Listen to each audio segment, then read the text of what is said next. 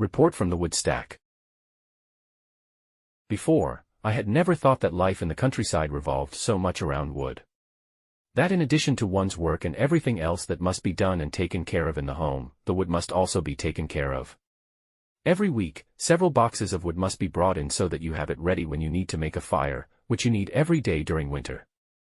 You need a good axe. Several of the firewood sticks are too strong and large and often need to be cut into smaller logs. While we fire up the wood we bring in, we stand on the wood hill and cut, split and stack beech, birch and oak for the coming winter's needs. Sometime this spring, all this wood will also be driven here, carried in and restacked inside the barn. You have to do all this work on the side, in your spare time. You really don't need a hobby in the countryside. I have looked in books about firewood and visited Instagram accounts where firewood is stacked in artful firewood racks, and I think that only someone who has too much time to spare can do that. We ourselves are happy if the wood does not collapse when we stack it in piles, and that the metal protection remains when it storms from Lake Vänern. Sometimes they blow off. Sheet metal, old tires and heavy stumps suddenly lie one day in holes or noise around the wood, or blown away on the fence next door. Another extra job. It's just a matter of putting on your work pants and getting to work. But I'm not complaining. It was my own choice to move out to the countryside, and I actually like wood handling. There is something tangible and down to earth about it all.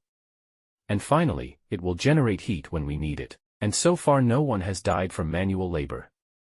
I don't have to go to the gym, which I'm very grateful for. When I'm not chopping wood, I'm trying to finish my genealogy.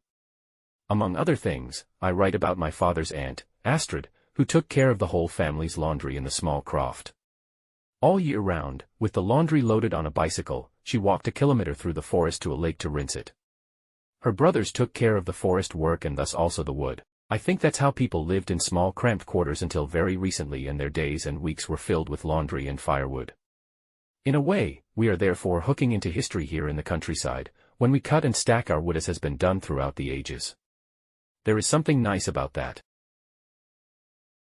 Mattias is an author, editor, and illustrator. We hope you liked this episode. Don't forget to like, comment and subscribe.